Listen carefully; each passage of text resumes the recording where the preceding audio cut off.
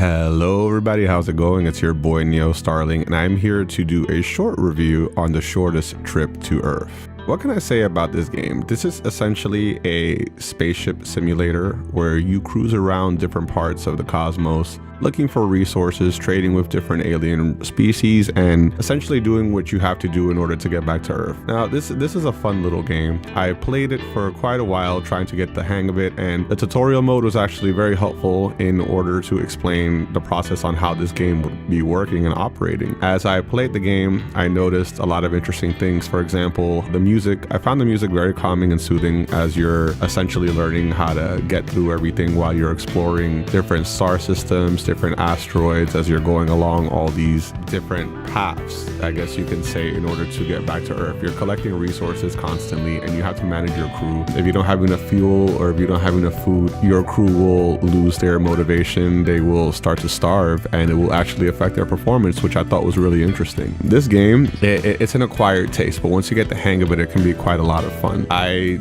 was getting quite frustrated and it actually got kind of exhilarating during the fights when you're fighting other ships. There was one point where I was fighting two ships simultaneously, and you actually have an ability to sort of freeze time when you hit the space button. You'll slow down time, and you will almost always need to do this the majority of the time in order to actually get your crew to repair the ship as you're being blasted, while you're simultaneously looking for weak spots to shoot your enemies, which is actually very strategic, because if you just shoot at any random part of the ship, you won't cause too much damage. But if you shoot their guns, for example, or their warp reactor, it'll cause more significant damage, causing fires on their ship and making them kind of go insane as well, which I thought was pretty interesting. The whole purpose of it sort of reminded me of like Star Trek Voyager, in a sense where you're basically lost and you're trying to get back to Earth essentially, but along the way you're doing all this different exploring, and some of the people that you end up talking to aren't necessarily the friendliest people in the world. You'll have other races offering you trades, as well as you being able to sell stuff to them, which you will need to do, because there are many points in this game where you will end up having to do this, because if not, like I said, your people will starve. Because every time you move to a different section of the current place you're in, you actually end up losing a lot of resources, which again, fuel and food, or organics as they call it here, you'll end up starving.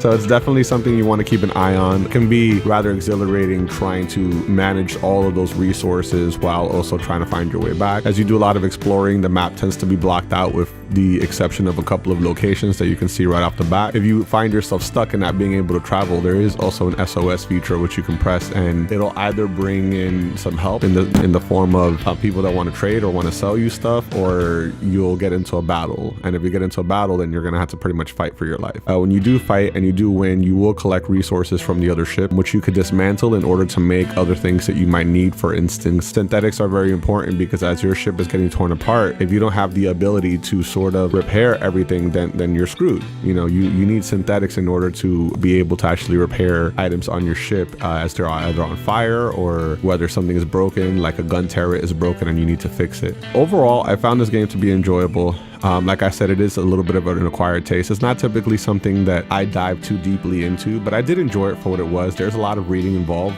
so if you like reading, then you'll definitely enjoy this. It sort of reminded me of those old school text-based games where you would read, like you went into a certain location and then they would give you the option on, you know, what you need to do. It's a cute little game. I definitely enjoyed it for what it was. I appreciate receiving a copy of this, and yeah, I recommend it. I definitely think that you can get some value out of this game, so feel free to check it out. Either way, I've been Neostarling. You guys are awesome, and don't ever let anyone tell you different.